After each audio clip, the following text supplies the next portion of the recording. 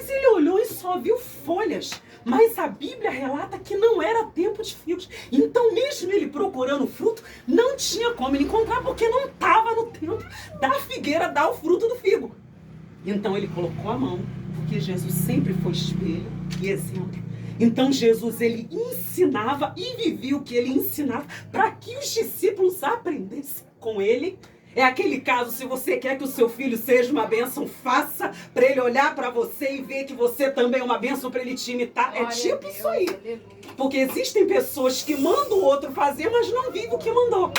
Então eu não bebo a água, mas quero que todo mundo beba. Não, eu tenho que ser a primeira a beber água e depois todo mundo bebe água, que eu também estou bebendo. Então Jesus era diferente dos saduceus, dos fariseus, né, dos doutores da época, dos eruditos da época, dos mestres da época, porque ele pregava e vivia o que ele ensinava e pregava. Então Jesus sempre se preocupou em ser exemplo e espelho. E ser exemplo e espelho não é quem é cantor ou pregador ou professor de escola dominical. A partir do momento que nós aceitamos a Jesus e o reconhecemos como Senhor e Salvador, nós estamos assinando um decreto e um contrato com ele, dizendo: a partir de hoje, não vivo mais eu, mas Cristo vive em mim. E o mundo, ele tem que olhar para nós e ver o espelho de Deus em nós. Então a responsabilidade de quem tem compromisso com Deus é muito grande. Glória a Deus.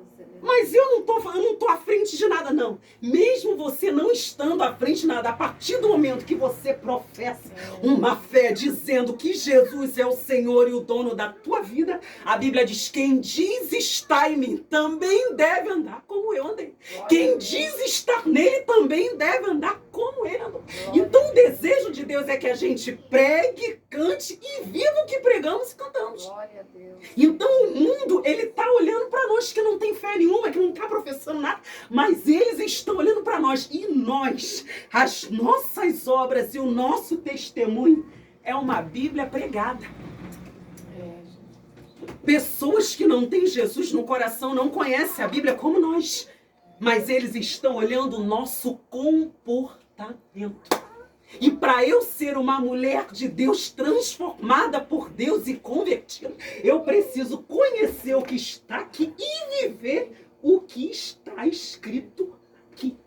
Então Jesus, como espelho, nunca mais nasça fruto de ti. A Bíblia diz que no dia seguinte passaram pelo mesmo lugar.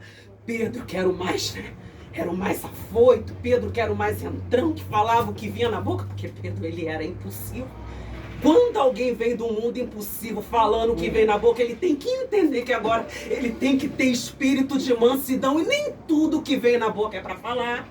Porque crente convertido tem sabedoria para equilibrar o que sai da boca e só fala aquilo que Deus permite dizer. Mas é quando eu me converto. É por isso que tem tanta gente doente dentro da igreja. Porque a pessoa quer vir lá de fora e continuar nas mesmas práticas e nas mesmas obras. Paulo disse aos romanos, ele escreveu na Epístola aos Romanos: se Cristo está em vós, ele disse para nós temos que andar de maneira diferente de como nós andávamos quando não servíamos a Deus. Então ele diz: quem está em Cristo, em Coríntios, nova criatura é. As coisas velhas se passaram e tudo se fez novo. A Tânia comentou sobre a depressão. É verdade. Tem muita gente na igreja com depressão. Mas depressão, às vezes, é mágoa, porque a pessoa não quer perdoar o outro. Depressão, às vezes, é o pecado que eu carrego, que eu trouxe do mundo e eu não me converti, não deixei de lado. Então ele está me deprimindo, está me oprimindo e não deixa eu avançar. Às vezes é falta de perdão. Então a gente tem que saber da onde é a origem. Às vezes é algo que eu ouvi quando eu era criança e aquilo eu trouxe pro resto da minha vida. Às vezes quem me amaldiçoou já tá até morto. Mas eu tô com aquilo guardado para fulano de tal falou que eu não ia dar em nada. Às vezes foi um pai ou uma mãe que falou: você não serve para nada. Mas fica com aquilo. Vem para a presença de Deus. Jesus quer limpar. Jesus quer tirar aquilo. Mas a pessoa carrega aquele fardo. A depressão, ela se aloja. Então há casos e casos. Então Pedro olhou: Jesus, a figueira que o sol amaldiçoou, ela está sequinha, Jesus. Aí Jesus: Ele não disse, secou porque eu sou filho de Deus. Jesus era humilde, glória a Deus. Ele é humilde. Secou porque eu tenho poder para poder fazer secar e o fruto voltar. Ele olhou para os discípulos e disse para eles, tenham fé em Deus. Porque se vocês tiverem fé em Deus, vocês não vão só pedir para uma figueira secar e ela te obedecer. Vocês vão mandar um monte sair do outro lugar e ele vai te obedecer por causa da fé. E aí está o segredo do crente.